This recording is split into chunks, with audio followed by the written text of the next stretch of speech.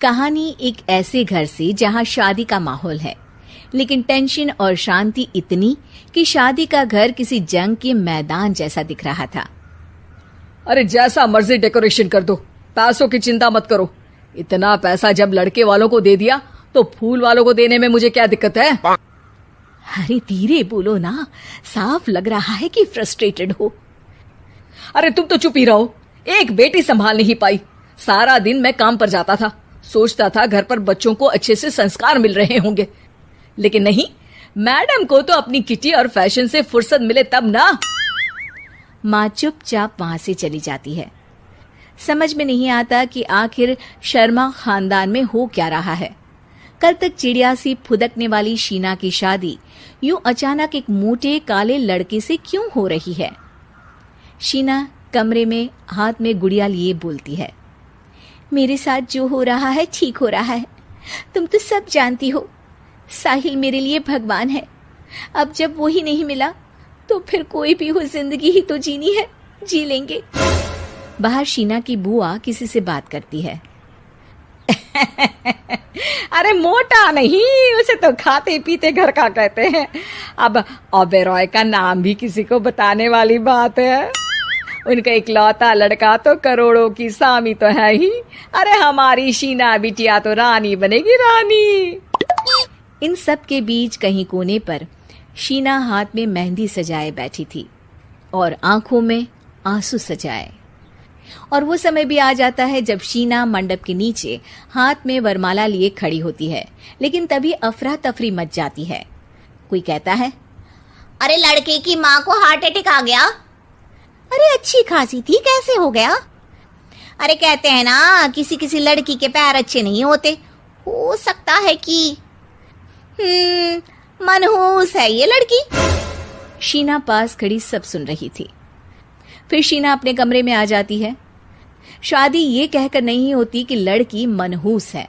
अब लगातार शीना के लिए लड़के देखने आते, लेकिन आस पड़ोस या किसी के कहने पर शादी हर बार टूट जाती। लेकिन एक दिन, अंकल, मैं काफी दिनों से आपसे मिलने की कोशिश कर रहा था, लेकिन हिम्मत नहीं हो पा रही थी। अरे बेटा, हिम्मत तो हमारी टूटी पड़ी है। वैसे कौन हो तुम? मेरा नाम साहिल है अंकल। मैं शीना से प्यार करता हूँ और उसी से शादी करना चाहता हूँ। अरे अब तो किस जात के हो ये भी मायने नहीं रखता। बेटा, मेरी बेटी मनहूस है। ये सब कहते हैं कि इसीलिए उसकी शादी नहीं हो पा रही।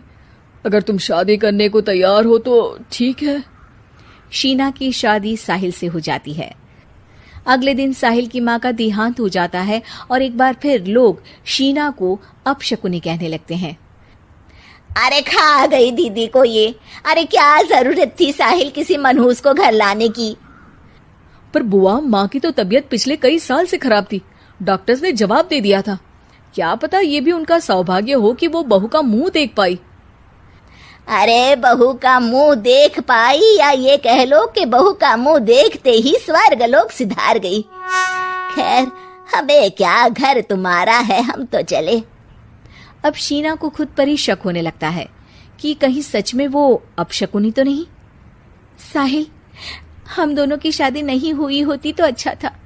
देखो ना, कैसे पहले मेरी शादी टूटती थी और अब तुम्हारी माँ भी। अरे ऐसा कुछ नहीं होता शीना, अपशकुनी वगैरह कुछ नहीं होता। ये सब तो ईश्वर के खेल हैं। वो शादी तुम्हारी इसलिए टूट गई क्योंकि तुमको मेरी पत्नी बनाना था, और माँ का जाना तो तय था। वो काफी बुजुर्ग थी, साथ ही एक ऐसी बीमारी से जूझ रही थी जिसमें डॉक्टर्स भी उन्हें नहीं बचा पाते। शीना साहिल की बात सुनकर तसल्ली कर लेती है और वहां से चली जाती है। अगले दिन, शीना, अरे ओ शीना। क्या हुआ? उफ, कहीं फिर मेरी वजह से कोई नुकसान? अरे नहीं नहीं शीना, तुम जानती हो, जिस प्रॉपर्टी के केस को हम बरसों से लड़ रहे थे उस पर फैसला आ गया, वो भी हमारे हक में। अब हम करोड़पति हो गए शीना। शीना शांत रहती है। अरे क्या हुआ? करोड़ पत्नी बनकर तुमको खुशी नहीं हुई? शीना की आंखों में पानी आ जाता है। चलिए जी, कुछ तो अच्छा हुआ मेरी जिंदगी में आकर आपके साथ। साहिल शीना को गले लगाकर कहता है, मेरी नई नौकरी भी तुम्हारे ही आने से लगी। ये प्रॉपर्टी का केस जीता। सब कुछ तो तुम्हारे आने के बाद ही हुआ, फिर तुम मनहूस कैसे? ये सुनकर शीना खुश हो जाती है।